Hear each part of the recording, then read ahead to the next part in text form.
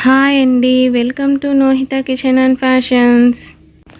ఈరోజు నేను పక్కా హైదరాబాదీ దమ్ బిర్యానీ చూపిపోతున్నానండి. మనం రెస్టారెంట్లో కొనుక్కుంటే ఏ విధంగా ఉంటుందో ఆ విధంగానే ఉంటుంది మన బిర్యానీ. సో ఇంకెందుకు ఆలస్యం, ఈ బిర్యానీ ఎలా చేసుకోవాలో చూసేద్దాం.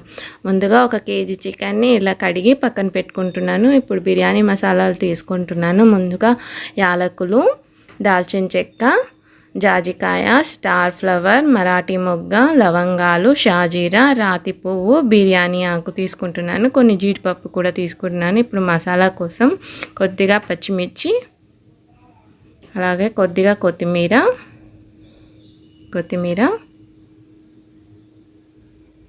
కొద్దిగా పుదీనా వేసుకొని బాగా మెత్తగా దంచుకుంటున్నాను. మీరు గ్రైండ్ కూడా చేసుకోవచ్చు. ఇలా అయితే మంచి టేస్ట్ ఉంటుందని నేను ఇలా దంచుకుంటున్నానండి. ఇలా మరీ మెత్తగా అవసరం లేదు, ఇలా ఉంటే సరిపోతుంది. దీన్ని తీసి పక్కకు బౌల్లోకి పెట్టుకుంటాను.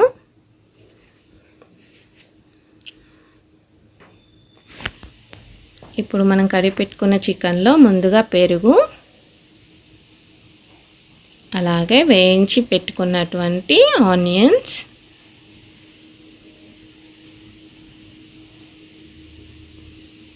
కొద్దిగా అల్లం వెల్లుల్లి పేస్ట్ వేసి బాగా ముక్కలకి పట్టేలాగా కలుపుకోవాలి. ఇప్పుడు నేను కొద్దిగా పసుపు కూడా యాడ్ చేస్తున్నాను. వేసి బాగా ముక్కలకి పట్టించాలండి. ఇప్పుడు కొద్దిగా పసుపు, కారం, ముందుగా దంచి పెట్టుకున్నటువంటి పేస్ట్ని ఇందులో వేస్తున్నాను. కొద్దిగా గీ యాడ్ చేస్తున్నానండి. గీ యాడ్ చేయడం వల్ల మంచి టేస్ట్ అనేది వస్తుంది మన బిర్యానీకి. ఇప్పుడు ఏవైతే తీసి పెట్టుకున్న మసాలాలను ఇందులో యాడ్ చేస్తున్నాను. కొద్దిగా యాడ్ చేస్తున్నాను. మళ్ళీ మిగిలిన మసాలా అంతా మనం బిర్యానీ వాటర్కి చేస్తాం కదా, రైస్, అందులో వేసుకుంటాము. ఈ విధంగా అన్నిటినీ వేసుకొని ఒకసారి బాగా కలుపుకోవాలి మనము. జీడిపప్పు కూడా యాడ్ చేస్తున్నానండి. ఇలా బాగా కలుపుకోవాలి, ముక్కలకి బాగా పట్టించాలి. ఇలా బాగా ఒకసారి కలుపుకొని పక్కన పెట్టుకున్నాక లాస్ట్గా బిర్యానీ మసాలా అండి. ఇది ఏ విధంగా చేయాలో నేను ఆల్రెడీ వీడియో పెట్టాను, చూడండి. ఇప్పుడు కొద్దిగా కొత్తిమీర,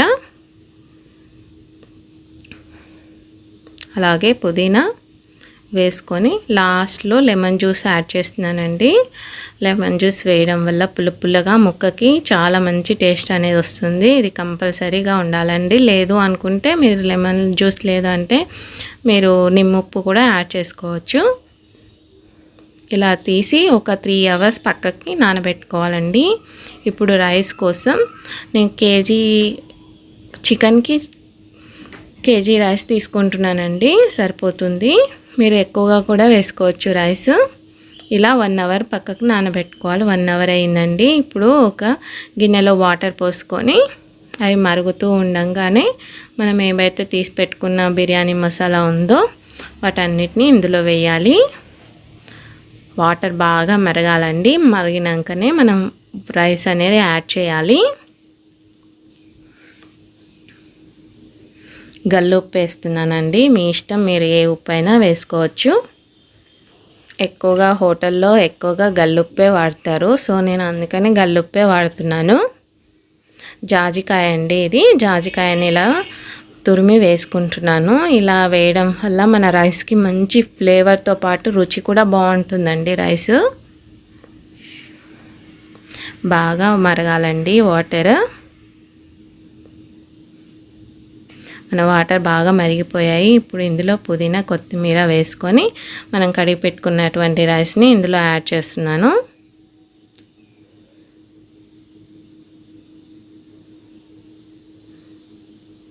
ఈ విధంగా రైస్ మొత్తాన్ని ఇందులో వేయాలి.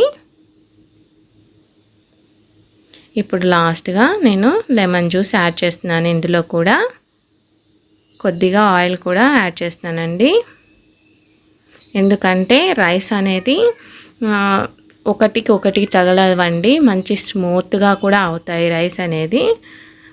మనం మెయిన్ మన బిర్యానీలో రైసే అండి చాలా ఇంపార్టెంట్. మన బిర్యానీ కలుపుకున్న బిర్యానీ మసాలా ఎలా పట్టిందో చూద్దాం ముక్కలకి. చూసారా ఆయిల్ అంతా పైకి తేలి ఎంత జ్యూసీగా అయిందో 3 అవర్స్ అయ్యేసరికి. ఇప్పుడు మన రైస్ ఏ విధంగా ఉడికిందో చూద్దామండి. ఆల్మోస్ట్ అయిపోయిందండి. మనం కలిపెట్టుకున్న చికెన్లోకి రైస్ని ఇప్పుడు ఇందులో యాడ్ చేద్దాము.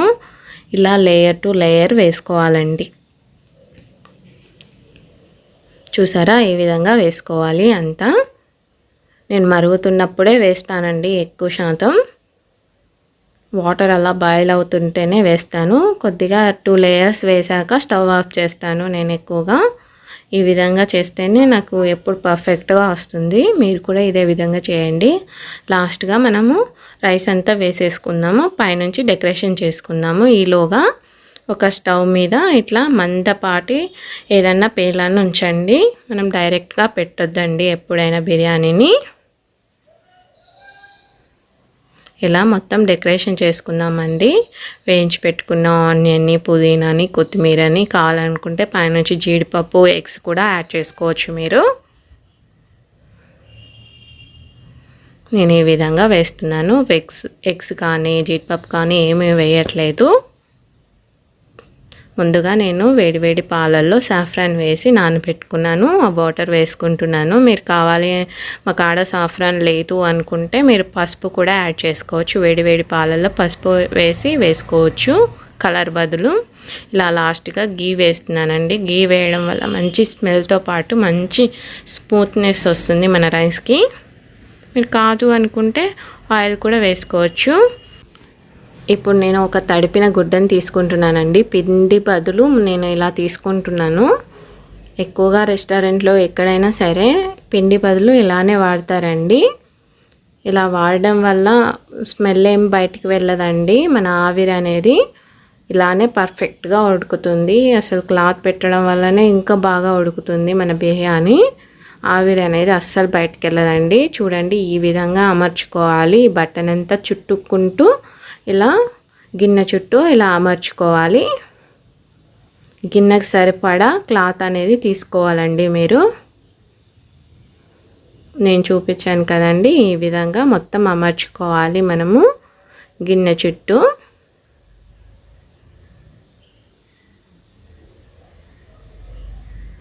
చూసారా ఇప్పుడు మన పెంక్ వేడైందో లేదో చూద్దాం. బాగా హీట్ అయిపోయింది. ఇప్పుడు లో ఫ్లేమ్లో ఉంచుతున్నాను స్టవ్ని. ఇప్పుడు మనం చేసి పెట్టుకున్న బిర్యానీ గిన్నెని ఈ విధంగా దానిపై అమర్చుతున్నాను. ఇప్పుడే ఒక ప్లేట్ దీనికి సరిపడా ప్లేట్ పెట్టుకుంటున్నాను. పెట్టుకొని ఏదైనా బాగా బరువు ఉన్నది పెట్టాలండి దీని మీద. అప్పుడే ఆవిరి అనేది బయటికి వెళ్ళదు. నేను ఇలా రోకలు పెడుతున్నాను. మీ ఇంట్లో ఏ బరువు ఉంటే ఆ బరువు పెట్టుకోవచ్చు మీరు. ఇలా పెడుతున్నాను. అటు సైడ్ ఇటు సైడు ఇంకా ఆవిరి అనేది బయటికి వెళ్ళదండి. చూద్దాం 40 మినిట్స్ తర్వాత మన బిర్యానీ ఎలా తయారైపోయిందో. 40 మినిట్స్ అయింది. తీస్తున్నాను నేను ప్లేటు. వేడిగా ఉంది ప్లేట్ అనేది. మనం స్టవ్ ఆఫ్ చేసుకున్న ఒక 10 మినిట్స్ తర్వాతనే తీయాలండి. ఎమ్మటే తీయకూడదు. బిర్యానీ ఎప్పుడైనా గుర్తుపెట్టుకోండి. 10 మినిట్స్ కాకుండా హాఫ్ అన్ అవర్ ఉంచి తీస్తే ఇంకా బాగుంటుందండి. జ్యూసీగా అవుతుంది కింద మన బిర్యానీ. చూద్దాం అసలు మన బిర్యానీ ముక్క ఉడికిందా లేదా ఎలా వచ్చిందో చూద్దాము. చూసారా ఎంత ఉడికిపోయిందో. నేను తీస్తుంటేనే ముక్క అనేది ఇలా తునిగిపోతుందండి. చూసారా ఎంత జ్యూసీగా. చూస్తుంటేనే నోరు ఊరిపోతుంది కదా. నాకు కూడా నోరు ఊరిపోతుందండి చూస్తుంటే. ఇంకెందుకు సర్వింగ్ బౌల్లోకి తీసేసుకుంటున్నాను. వేడిగా వడ్డించేస్తాను మా ఇంట్లో వాళ్ళకి. మీరు కూడా మీ ఇంట్లో వాళ్ళకి ఈరోజే ఈ బిర్యానీ చేసి పెట్టండి ఖచ్చితంగా. పక్కా అంటే పక్కా 100% రెస్టారెంట్లో ఏ విధంగా అయితే ఉంటుందో ఆ విధంగానే ఉంటుందండి. బిర్యానీ చూస్తుంటేనే చూస్తున్నారు కదా ఎంత జ్యూసీగా ఎలా వచ్చేసిందో.